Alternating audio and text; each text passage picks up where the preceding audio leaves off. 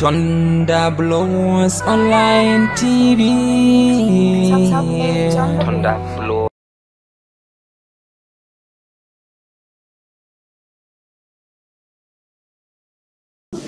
You may need to know that I am the coordinator of Tinubu Shetima campaign coordinator in Zamfara State. And I've been in the state for more than 2 weeks now trying to prepare all the structures that will give us success in the forthcoming election of 2023. And we have just concluded putting the structures down, looking at the template given by the Presidential Campaign Committee of the country, and making our own inputs, recognizing our own peculiarities as a state, and putting things that will ensure 99% success for our presidential candidate. And we have gotten our offices already. We have put on all the structures and everything. So today marks the beginning of the journey between now and March, when the elections will take place.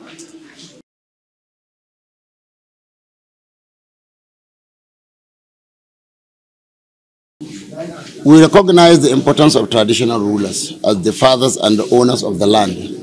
So we look at the whole thing like a house. You don't enter a house, by scaling the wall.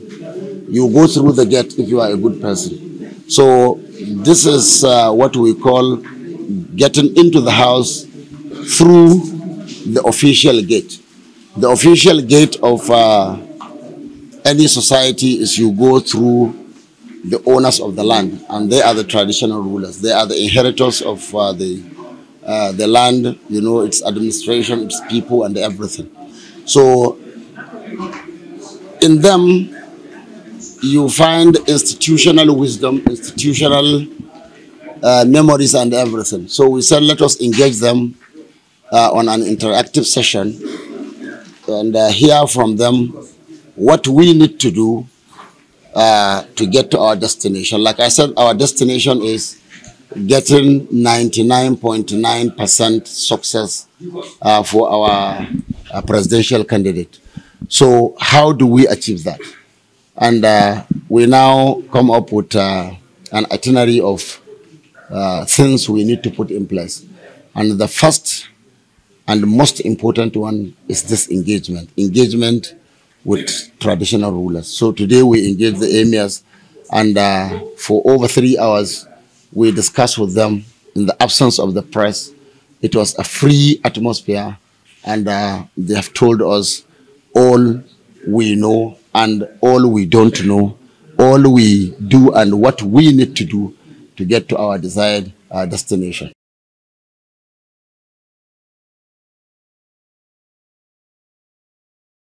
Well, I think this is a very subjective question, and it requires maybe subjective answers as well.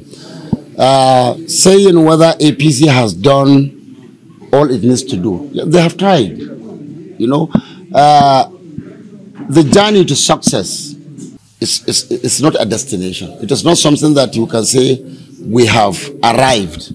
No, it is a continuous journey. If you like, maybe it is cyclic. So it goes on and on and on and on and on. So it is like a relay. You collect the button from somebody, you do your own best, and you hand over to the next person to do. So President Buhari has done what he can do, because nobody can do more than what he can do. He has done what he can do, but a lot needs to be done. A lot needs to be done. And we hope and we see in Tinubu Shetima a team that would improve greatly on what the previous administration has done. And God willing, we expect maybe in them to get the kind of attention Mr. President, that is President Buhari, gave to Northeast. When he started, the region we belong to, that is Northwest, was not as bad as it is now, and largely because of the world realities. This thing is not peculiar to Nigeria alone. It's not peculiar to Northwest. It's not peculiar to even Africa. It is all over the world. Issues of security are of great concern. You know, they have been escalating all over the world. So, what we are hoping by galvanizing support from our people to give APC 99.9%, like I said, is the incoming team to replicate what this administration did to Northeast. You know, when President Buhari came in, he relocated the command structure of the army to Northeast and directed his army to relocate to Northeast, you know, by, I think that significantly brought down the cancerous security problem of Northeast. So if this team comes in with that kind of mindset, knowing what Northwest in particular and the nation, you know, is suffering, I think it would be a step forward. It would be a welcome development for our people, and I'm sure it will bring succor to them, and this region would have reasons to say thank you APC, thank you Tinubu and the Shetima team. That is what we are focusing on. So it is not like we have reached the destination. No, we are not there. But it is not like, again, nothing is being done. No, something is being done, and it's being done every day. I, for one, standing before you here, once accompanied Mr. President to Zamfara State, where we flew into Zamfara, the Gusau, and went to Ansado, and all the bushes around, you know, just to show you how maybe the previous administration took the security issues in Zamfara State also very seriously.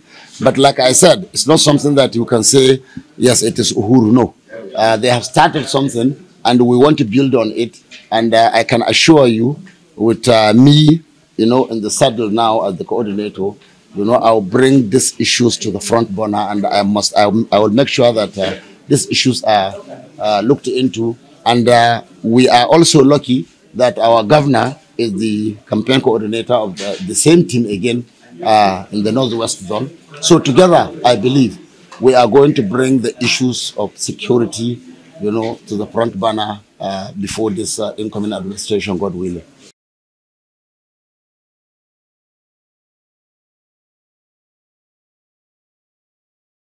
Well, I don't know. I think I need to be educated on what you call hate speech. What is hate speech? Maybe, are you talking of maybe the issues of like Northwest Muslim ticket and whatever? If that is what you are talking about, I think I would not call it hate speech. I'll call it hypocrisy of the politicians. That is just what I will call it. Otherwise, when the religion becomes an issue in our politics, Nigeria is not governed in terms of Muslim-Christian divide or Hausa, Fulani, whatever divide. I once had reason, I think it was during the advent of this, what do you call it? This term, if you call it, 1999 to date, when Chief Obasanjo was coming. And I told people, I don't see any precedent. I don't see anyone, and quote me anywhere, no president can come on board in Nigeria that will say Muslims cannot pray 5 times a day. Do it. Vote anybody if you like, anybody. No president can come and say Christian cannot go to church. No president can come and say our people should not go to Saudi Arabia, for instance. No one would say Christians cannot practice in Nigeria freely. So what are we talking about? It's just hypocrisy. Nobody is talking about religion is not a factor in who governs. I'll give you, there is a submission and to listen to. If you go to the hospital, what is the first question you ask? Maybe in even choosing the hospital you go to and who attends you. Do you ask whether he is a Muslim or a Christian? If you are traveling abroad now, and you are going, you buy your ticket, and you are at the airport to board your plane to wherever you are going to. Would you ask if the pilot is a Muslim or a Christian? Would you? Would anybody do that? Then why are we asking on who is the president? The issue of president is not about whether he is a Muslim or a Christian. The issue is, who is he? Is he just? Is he fair?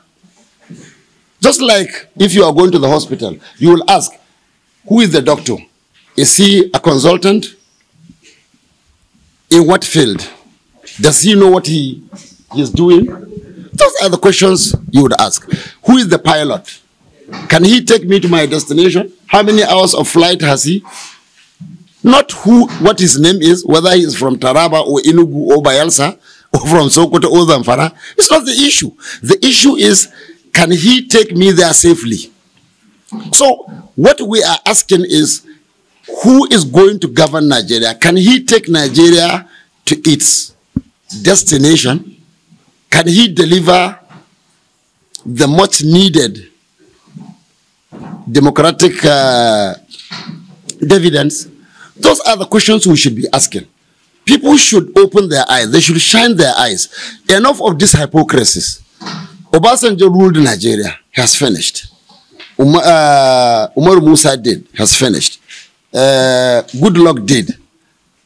Did any one of them try to Christianize or Islamize Nigeria? So all these issues of Islamization, Christianization, ethnicization, they are lies. Everybody knows. Why should we continue to bring them on board? For God's sake, I think this is a very, very wicked thing by the elites, and it is time we sit down and address these things. Let us ask the more relevant questions. The relevant questions is, to me, as an average person from Zamfara, my concern is, who can end insecurity for me in my state? Who can tap these abundant resources we have underneath our grounds and bring it out for the benefit of all the people of Zamfara and all the people of Nigeria? Who can develop Zamfara state for me that I can come and enjoy, just like I've been to other countries ruled by Christians? I don't even know what their religions are, but I go there, I sleep in peace, I come. Those are the questions we should be asking, not who governs us. He is not going to lead me in prayers, mark you.